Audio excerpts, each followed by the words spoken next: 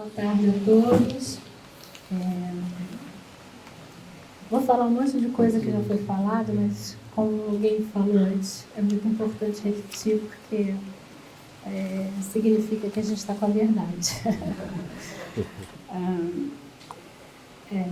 Então, foi com muita emoção que recebi o convite para participar da presente homenagem ao querido professor José Sérgio Lopes. Sinto-me extremamente honrada com a lembrança e também emerenciada com tal reconhecimento. Muito tenho a agradecer a esse refinado intelectual brasileiro internacionalmente respeitado. Foram muitos bons momentos de troca e aprendizado com ele, com as leituras por ele propostas, aprendizado não só em termos acadêmicos, mas também em termos humanos, por sua generosidade e forma extremamente polida e afável de se relacionar. Integrei ao longo de 8 anos a equipe de pesquisa liderada por Sérgio sobre a participação da população no controle da poluição industrial, que foi desdobrada em um estudo subsequente sobre a implementação da Agenda 21 em algumas localidades. Éramos 3 pesquisadoras permanentes, a saudosa Diana Tornais, a aqui presente Rosana Prado e eu. Outras pesquisadoras, como Silvia Borges, Eugênia Paim e a saudosa Beatriz Herédia, também fizeram parte da equipe, contribuindo mais topicamente, bem como Leandro Piquet, Miriam Monzinho e Ricardo Rosendo. Nesses 8 anos, não houve uma rusga, um desencontro. Ao contrário, ganhei amizades para a vida.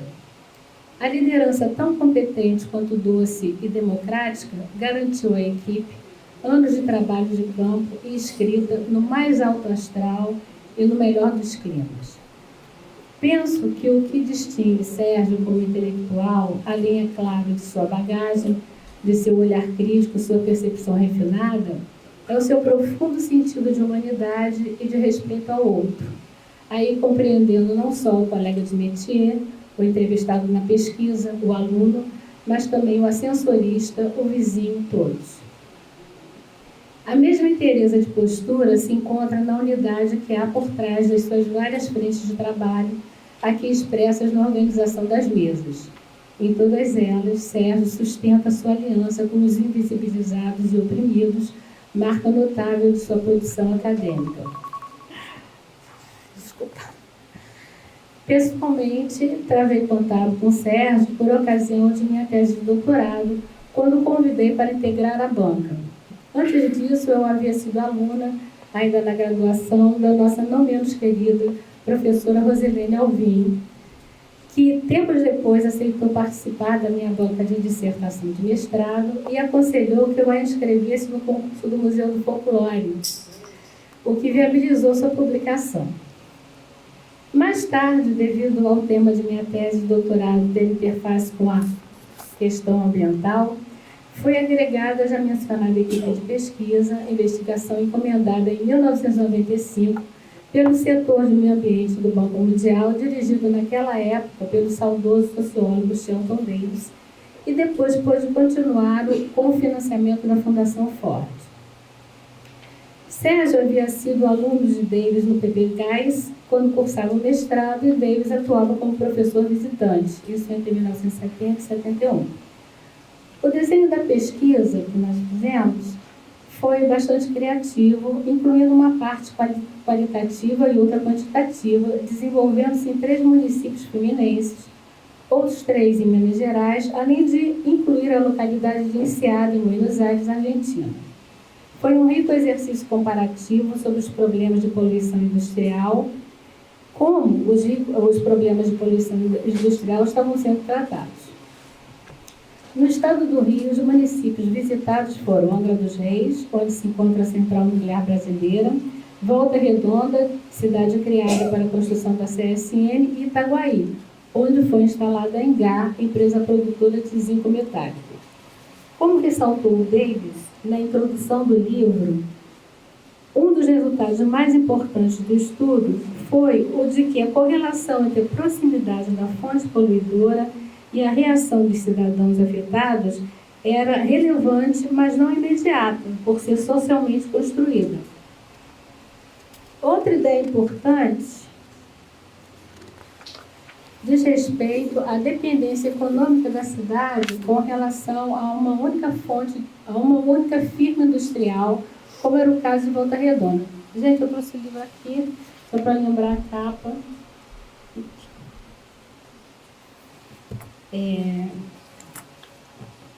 A dependência gera tendência à naturalização da poluição emitida pela fábrica. Entretanto, tal tendência pode ser revertida numa relação dinâmica. A terceira conclusão é a natureza polissêmica das noções de meio ambiente, poluição e risco. O livro que sistematizou os resultados desse investimento, intitulado A Ambientalização dos Conflitos Sociais, Participação e Controle Público da Poluição Industrial, foi publicado em 2004, fazendo parte da coleção Antropologia da Política do NUAP, núcleo coordenado naquela época por Márcio Palmeira e o próprio José Sérgio, juntamente com outros professores de fora do museu. O título do livro traz o resultado mais importante da pesquisa, a meu ver, que é o reconhecimento da existência de um processo de ambientalização de dimensão mundial, insight que Sérgio explica referindo-se a Karl Marx, Norbert Elias e Karl Polanyi. Ele, Sérgio, escreveu na introdução. Vamos ler o bico. O termo ambientalização é um neologismo semelhante a alguns outros. Obrigada. O termo ambientalização é um neologismo semelhante a alguns outros usados nas ciências sociais para designar novos fenômenos ou novas percepções de fenômenos. Assim, os termos industrialização ou proletarização, este último usado por Marx, foram indicativos de novos fenômenos no século XIX ou ainda, num sentido mais estrito, os termos usados por Norbert Elias para caracterizar os processos históricos percebidos de forma nova como importantes, tal como curialização, designativo da formação das sociedades de corte europeias entre os séculos XIV e XVIII, ou esportificação, que ganharam o mundo no século XX a partir da Inglaterra do século XIX. O sufixo comum a todos esses termos indicaria um processo histórico de construção de novos fenômenos associado a um processo de interiorização pelas pessoas e pelos grupos sociais. E no caso da ambientalização, dar-se-ia uma interiorização das diferentes facetas da questão pública do meio ambiente. Essa incorporação e essa naturalização de uma nova questão pública poderiam ser notadas pela transformação na forma e na linguagem dos conflitos institucionais e na sua institucionalização parcial, página 17 desse livro. Assim, a ambientalização é o processo pelo qual pessoas, grupos sociais e instituições interiorizam a questão ambiental, denotando o surgimento de uma nova questão pública, questão essa que não respeita fronteiras, decorrendo da produção intensificada de riscos industriais. E ainda nas palavras do próprio Sérgio, parece tratar-se da continuidade da grande transformação de que trata Karl Polanyi. Como a grande transformação mais óbvia da subjugação da sociedade pelo capitalismo, tratada por esse autor desde a primeira Revolução Industrial, quanto principalmente a grande transformação subsequente, que é a luta para controlar o capitalismo e restabelecer o tecido social. O ambientalismo poderia propiciar uma dessas formas de controle do capitalismo ou caracterizar uma de suas transformações possíveis. O processo histórico de ambientalização, assim como outros processos similares, implicam simultaneamente transformações no Estado e no comportamento das pessoas. Página 19 desse livro. A pesquisa forneceu, então, a ilustração empírica de como o processo histórico, a ambientalização, implica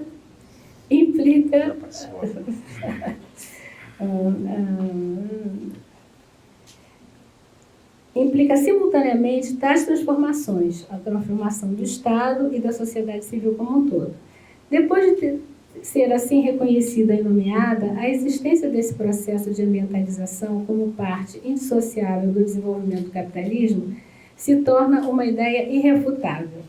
Conforme está descrito na introdução do livro, né, foram observados aspectos do processo de ambientalização ao longo da pesquisa, que são o crescimento da importância da esfera institucional do meio ambiente, o surgimento de novos conflitos sociais com uma nova questão ambiental, a interiorização dos direitos e dos argumentos ambientais, né, a partir também da educação ambiental, a incitação ao envolvimento dos cidadãos com questões públicas ambientais, que parece decorrer da neutralização dos medos quanto às propriedades subversivas da participação.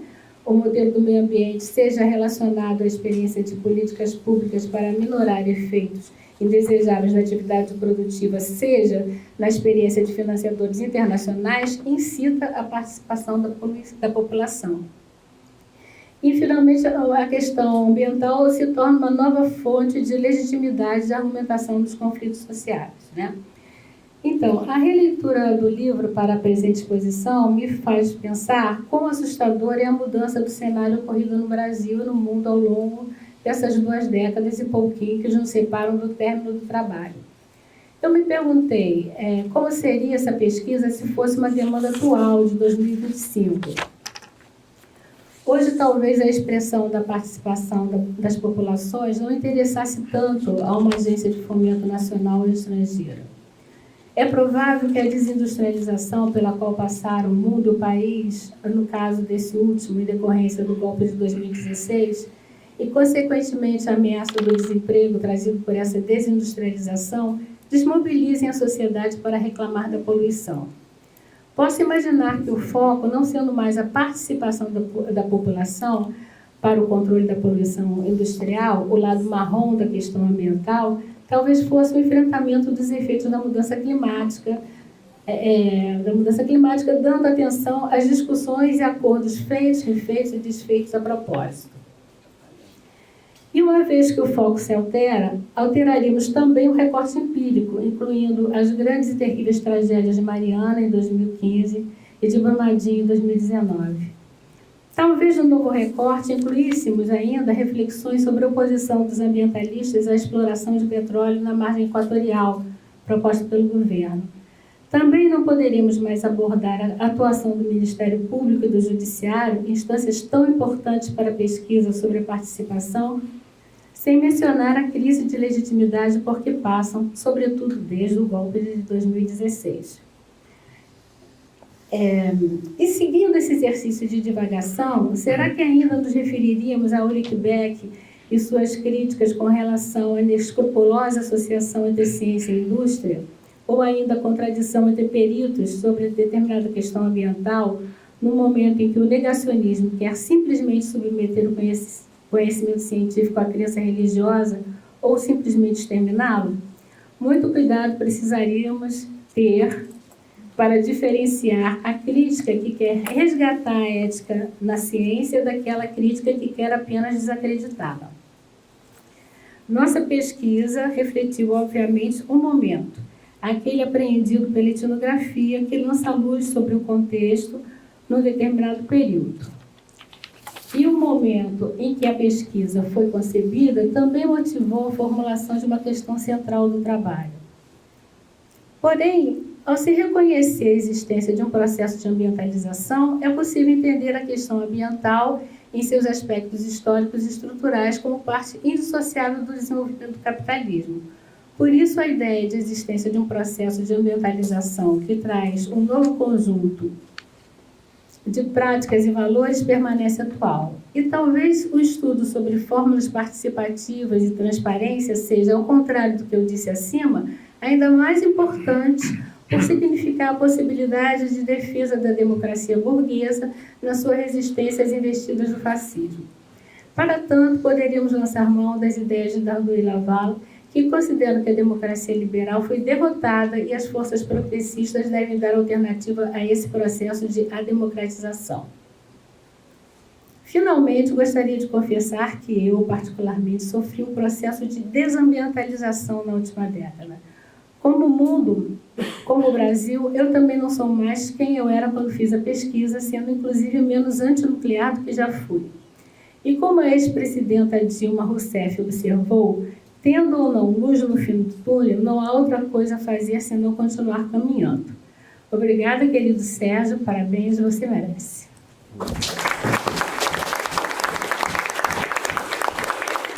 Então, eu vou reiterar toda a parte já enunciada aqui a respeito de agradecimento e parabéns para Zé Sérgio, né?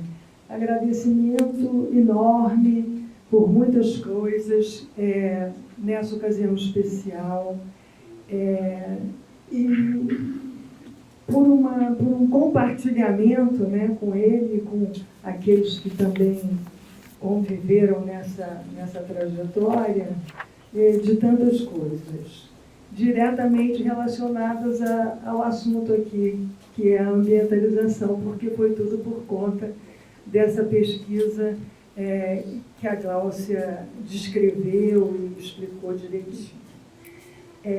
Então, eu estou aqui também comemorando entre colegas e amigos, né, que acabamos todos cedo.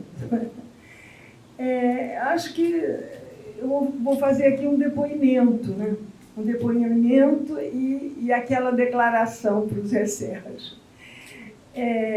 Essa pesquisa, eu queria dizer assim, que a ideia da ambientalização, considero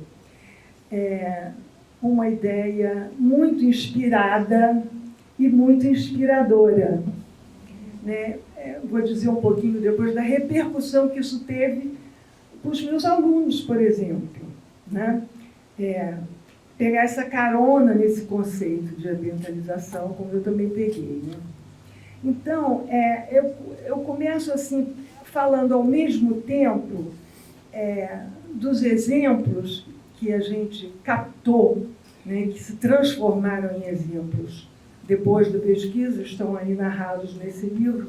Na pesquisa, cada um de nós era, cada uma, na verdade, tudo no feminino, né, exceto Zé Sérgio. Eu brincava dizendo que Zé Sérgio era o nosso D'Artagnan, e Gláucia, eu e Diana, que já partiu, né, nós éramos as mosqueteiras.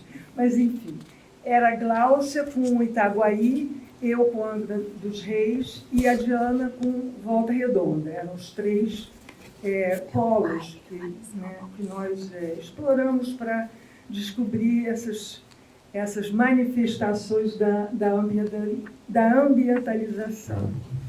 E uma coisa assim que eu posso lembrar facilmente para comentar, afora todas as filigranas disso que a gente chama de ambientalização, que a gente viveu, só que depois a gente transformou em narrativas, em explicações, etc., em exemplos, né?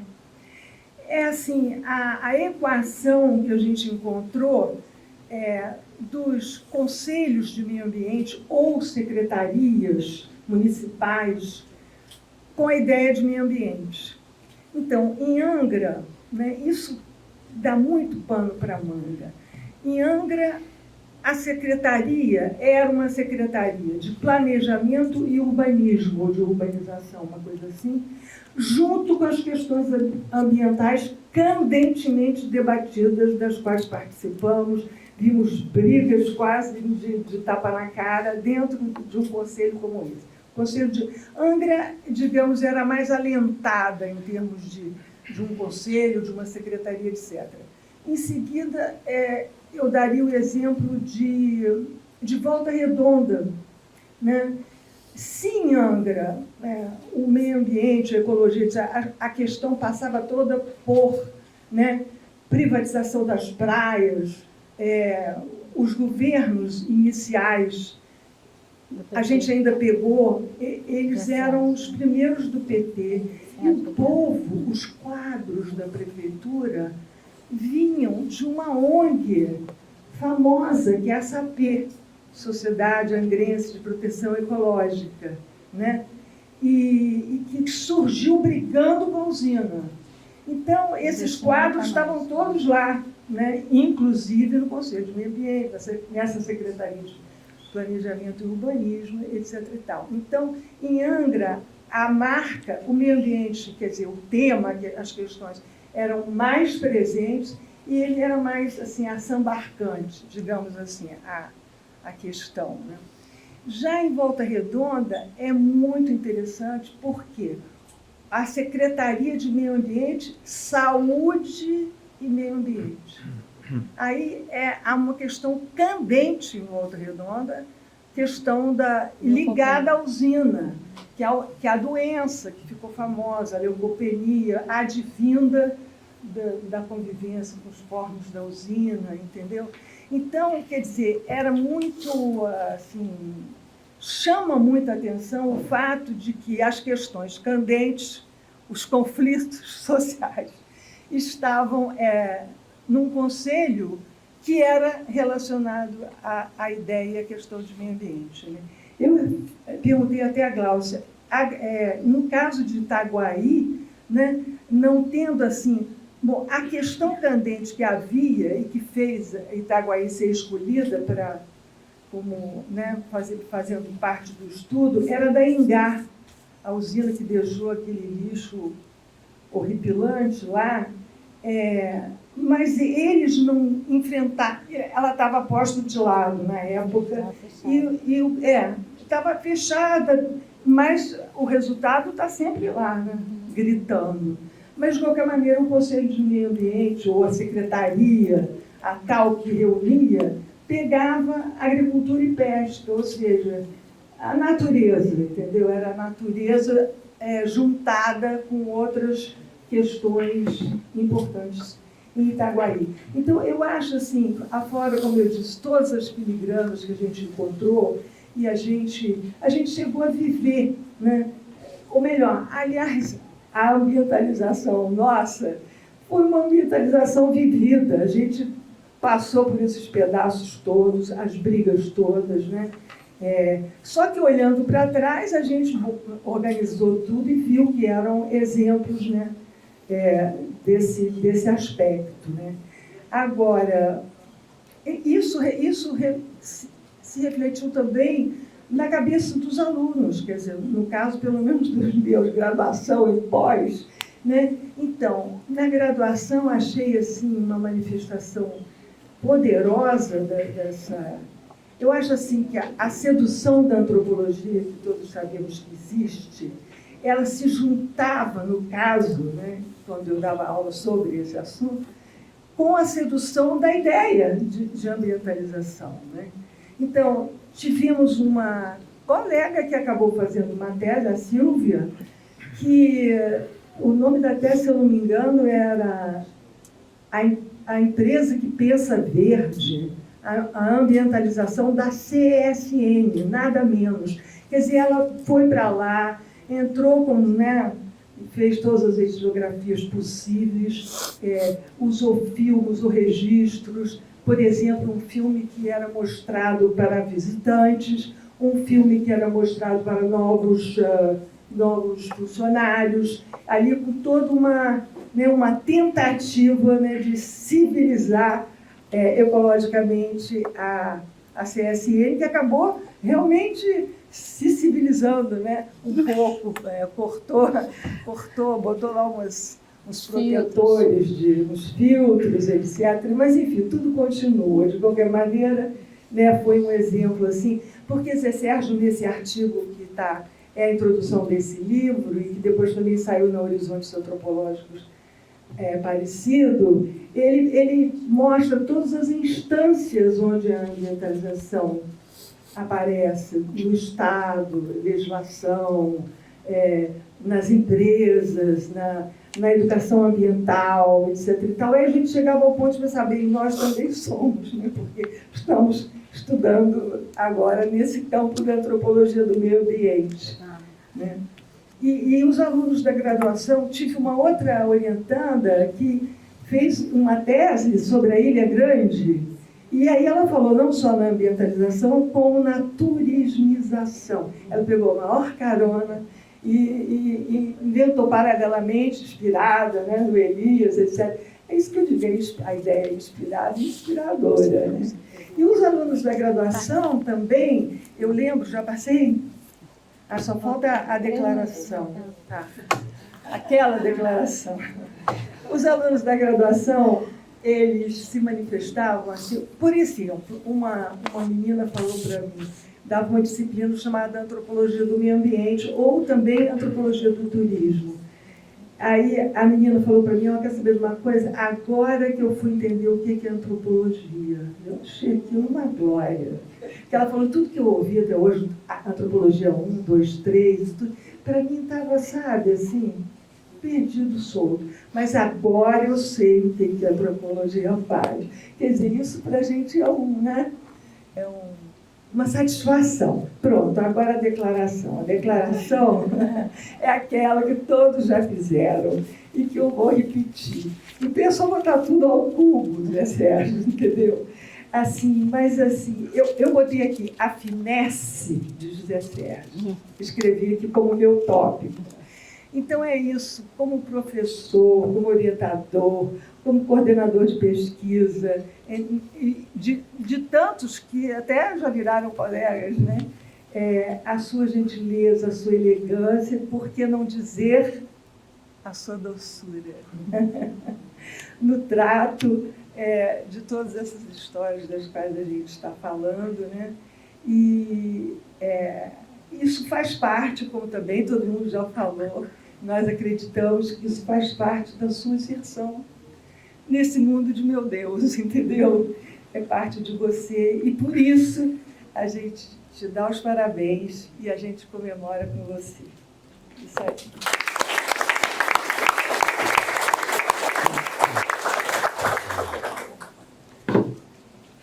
Bom, vamos dar continuidade e vamos escutar agora a Henri Axelrad do IPUR. Muito obrigado. Bom, obrigado, Frederico. Boa tarde a todas e todos. Eu começo também agradecendo aos colegas do TPGás essa oportunidade de participar dessa revisita à produção intelectual consolidada e em andamento do nosso colega José Sérgio.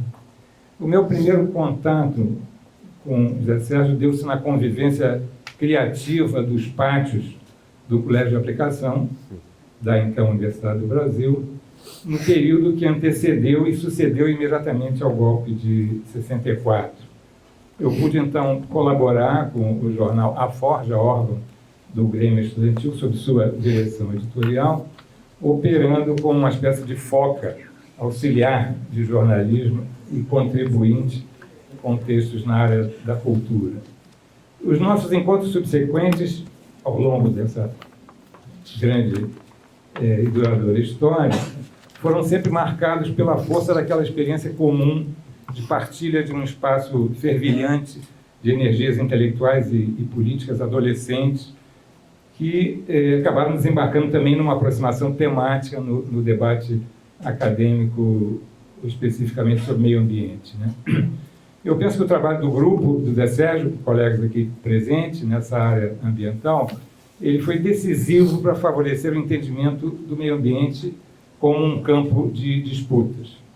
No contexto preparatório da Conferência da ONU sobre Meio Ambiente, em 1992, foi se configurando no Brasil uma disputa classificatória pela definição das práticas espaciais, ora como ambientalmente danosas, ora benignas, mas também uma disputa pelo próprio sentido da noção de meio ambiente, né?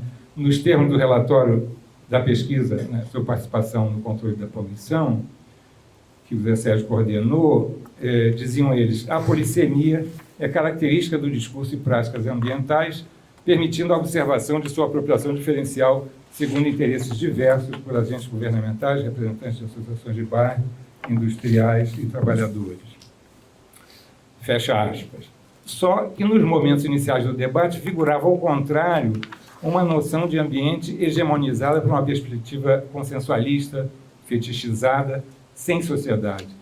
No próprio campo crítico, persistia, por sua vez, uma certa desqualificação do tema, né? Tido por alguns como simples inovação vocabular sem objeto. Ou seja, ora um objeto sem sujeito, ora um discurso sem objeto. Então, Zé Sérgio e seu grupo inscreveram-se nesse debate com a densidade de suas pesquisas de campo em distintos municípios, como acabou de ser descrito, né?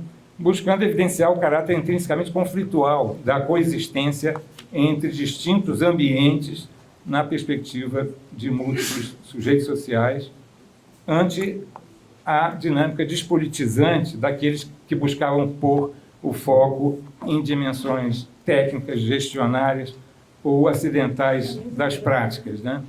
Sem articulá-los, portanto, ao debate sobre o desenvolvimento capitalista, dissociando questões ambientais e sociais. Então, a entrada do grupo nesse debate contribuiu muito para o entendimento da disputa de legitimidade entre modos distintos de apropriação material e simbólica do espaço.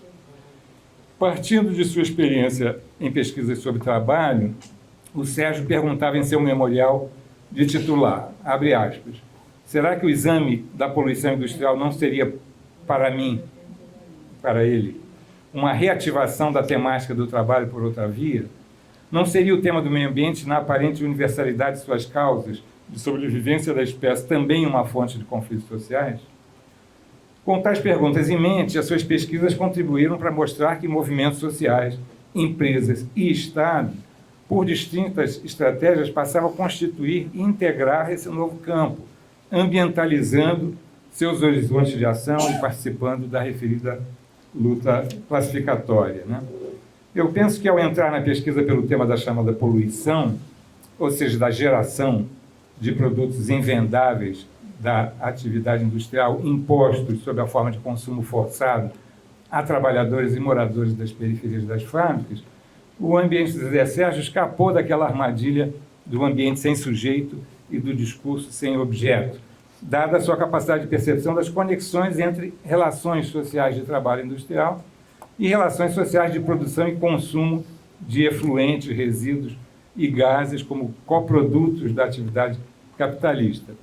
Relações estas que foram tornadas objetos de uma antropologia das questões públicas, né? É por essa via de construção do objeto que seu grupo pôde observar o modo como as lutas por acesso a melhores condições de trabalho e de vida envolvem questões ambientais.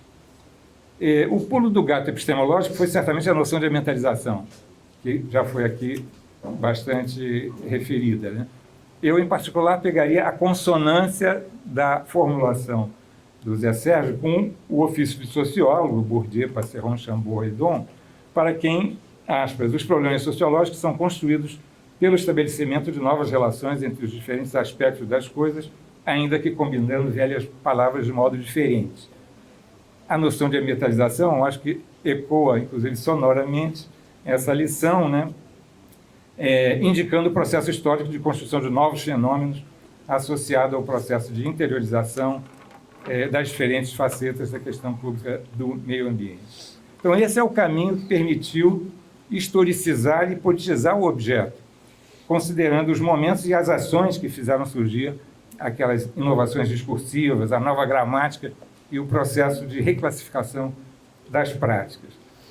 Assim, a pesquisa sobre participação em poluição industrial verificou, por um lado, a possibilidade de ocorrência de naturalização ou tolerância para com a poluição, quando ela é associada à oportunidade de emprego, dependência socioeconômica de comunidades, etc., em relação aos grandes empreendimentos, né? Mas percebeu também, por outro lado, a interveniência de fatores que poderiam favorecer, ao contrário, a desnaturalização do risco industrial, tais como o caso da presença de mediadores e canais institucionais que concorreriam para isso, né? Então, eu diria que dali a gente pode retirar essas lições que vão muito além do campo da antropologia, que foram sendo apropriadas por outras dinâmicas de pesquisa, né? Por exemplo, que a aliança natural entre capital e trabalho em defesa de tecnologias poluentes, que é suposta por algumas sociologias do risco, são absolutamente questionáveis, né? Ao contrário, como muitas dessas pesquisas perceberam, sob condições históricas pode ocorrer o oposto. Eu citaria o caso das posições aparentemente paradoxais do Sindipetro de Caxias, que mobilizou o seu poder de mobilização institucional, né?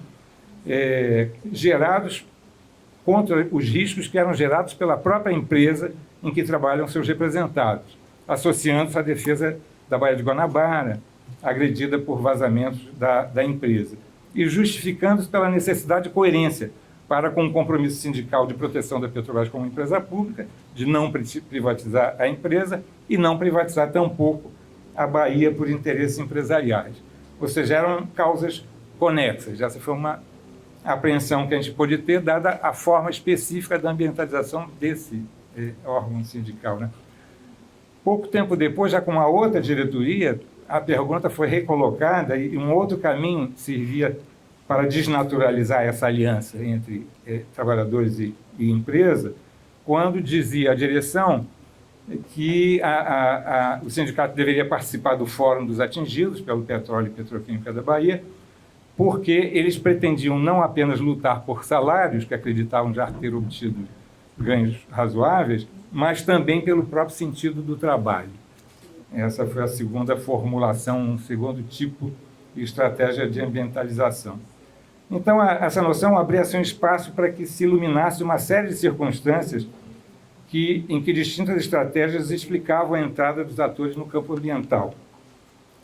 O MST, por exemplo, ambientalizou-se também num momento determinado, problematizando a noção de produtividade, que não deveria, segundo eles, significar produzir qualquer coisa a qualquer custo, criticando, portanto, as monoculturas como improdutivas, por elas destruírem as bases ecológicas da produção de pequenos produtores, comunidades indígenas e quilombolas. O empresariado, por sua vez, também se ambientalizou adotando as chamadas estratégias de modernização ecológica do capitalismo, né?